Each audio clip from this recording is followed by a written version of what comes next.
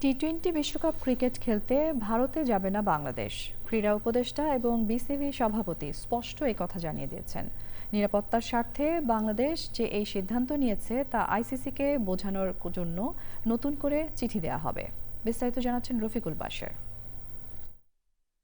মোস্তাফিজকে IPL থেকে বাদ দেওয়ার জের ধরে টি-20 বিশ্বকাপ ক্রিকেট খেলা অনিশ্চিত হয়ে যাচ্ছে বাংলাদেশের। ভারতে খেলতে যাবে না বাংলাদেশ, বিকল্প স্থান শ্রীলঙ্কায় খেলতে চায়, কিন্তু আইসিসি এ বিষয়ে এখনও কিছুই জানায়নি। নিরাপত্তার বিষয়টি সামনে এনে নতুন করে আইসিসিকে ব্যাখ্যা দেবে বাংলাদেশ।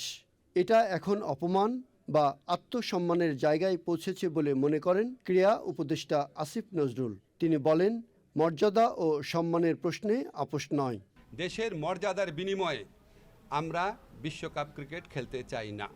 যেখানে ভারতের ক্রিকেট কন্ট্রোল বোর্ড নিজেরাই বলছে কলকাতা টিমকে যে এই প্লেয়ারকে নিরাপত্তা দেওয়া যাচ্ছে না, ওনাকে তোমার টিম থেকে বাদ দাও, এটাই তো একটা ট্যাসিড রেকগনিশন যে ভারতে নিরাপদে খেলার মতো পরিস্থিতি নাই। কিন্তু আমাদের ক্রিকেটের যে নিরাপত্তা, বাংলাদেশের নিরাপত্তা, বাংলাদেশের মর্যাদা, এটার প্রশ্নে আমরা কোনো আপোষ করব না।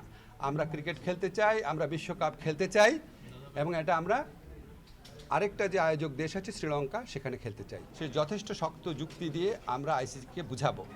আমাদের স্ট্যান্ডের মূল নীতি হচ্ছে বাংলাদেশের নিরাপত্তা, বাংলাদেশের সম্মান আর বাংলাদেশের মর্যাদার প্রশ্নে আমরা আপোষ করব না। সিদ্ধান্তে অনড় থেকে যে কোনো ত্যাগ স্বীকারে প্রস্তুত বলে মন্তব্য করেন বিসিবি সভাপতি। আমাদের স্কোপ আছে হচ্ছে খেলোয়াড়দের দেখার, কিন্তু খেলোয়াড়ের বাইরে যে বড় একটা জনগোষ্ঠী আছে, আমাদের সাংবাদিকরা আছেন, আমাদের ক্রিকেট স্পন্সররা আছেন, আমাদের ক্রিকেটের লাভাররা আছেন, অনেক খেলা দেখতে যাবে, সমস্ত সিকিউরিটি তো ক্রিকেট বোর্ডের পক্ষে দেওয়া বা জিজ্ঞেস করা সম্ভব নয়। এই জন্য আমরা সরকারের নির্দেশনা নিচ্ছি, সেফটি এবং সিকিউরিটি যদি ইমপ্রুভ না করে আমরা এই বিশ্বকাপে আমরা ফাইট করে যাব for our rights. Valid reason নিয়ে কথা বলছি বা আমরা রেজ করছি। আমরা তো এতগুলো বিশ্বকাপ খেলেছি, কখনো এই ধরনের কথা বলিনি। আমাদের কাছে মনে হচ্ছে তাই আমরা এটা রেজ করেছি স্ট্রংলি। আইসিসি খেলার স্থান পরিবর্তনে সম্মত না হলেও এই সিদ্ধান্ত পরিবর্তন হবে না বলে বৈঠক শেষে জানানো হয়। আপনাকে অনেক ধন্যবাদ। Rafiqul Bashar, channel I, Dhaka.